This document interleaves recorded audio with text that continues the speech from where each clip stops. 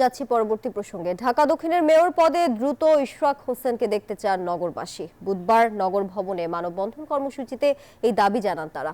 তাদের অভিযোগ, আদালতের রায়ের পর ইসি গ্যাজেট প্রকাশ করলেও অজ্ঞাত কারণে শপথ অনুষ্ঠান করছে না সরকার। ওই মানববন্ধনে যোগ দেয় ঢাকা দক্ষিণ বিএনপির নেতাকর্মীরাও। বলেন, মেয়রবিহীন নগরের মানুষ পড়ছেন নানা ভোগান্তিতে। সকাল ৮টায় নগর ভবনের প্রধান সড়কে মানববন্ধন শুরু করে দক্ষিণ সিটির সাধারণ মানুষ।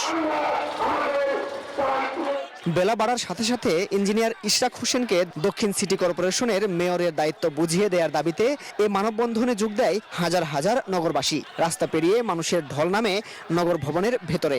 অতি বিলম্বে তাকে শপথ গ্রহণ করা হোক এবং তাহার স্থানে তাকে বসানো। কোন কারণে আমাদের জনগণের চাহিদা বা আকাঙ্ক্ষা পূরণ করা হচ্ছে না, তা আমরা আকাঙ্ক্ষা পূরণ করার জন্য আজকে এখানে অবস্থান কর্মসূচি নিয়েছি। মেয়রবিহীন দক্ষিণ সিটিতে নানা সমস্যায় সাধারণ মানুষ। মানববন্ধনে আসা বান্ডেল থাকলে প্রতি সেনমানিতে টাকা বাঁচবে। বিকাশ সেনমানি বান্ডেল কিনে জিতুন প্রতি লেনদেনে। ভোগীরা বলেন, শুধুমাত্র সরকারের অবহেলায় ভোগান্তির বেড়াজালে আটকে যাচ্ছে তাদের জীবন।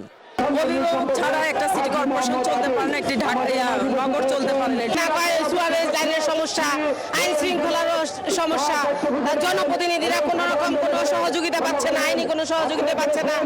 সকাল ৯টার পর ছোট ছোট মিছিলে স্লোগানে মানববন্ধনে যোগ দেন দক্ষিণের ছাত্রদল, যুবদল সহ বিএনপির নেতাকর্মীরা। হুঁশিয়ারি দেন, দাবি মানা না হলে পরবর্তীতে কঠোর আন্দোলনের ডাক দেয়ার।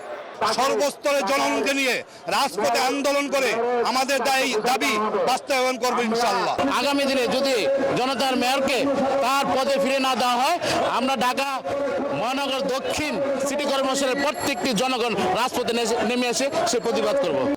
এর আগে ২৭ মার্চ ২০২০ সালের ডিএনসিসির মেয়র নির্বাচনের ফল বাতিল করে ইশরাক হোসেনকে মেয়র ঘোষণা করেন আদালত। নির্বাচন কমিশন আপিল না করে প্রজ্ঞাপন জারি করলে মেয়রের দায়িত্ব নেয়ার পথ সুগম হয় বিএনপির আন্তর্জাতিক বিষয়ক কমিটির সদস্য ইঞ্জিনিয়ার ইশরাক হোসেনের। মাসুদ সুমন, নিউজ 24, ঢাকা।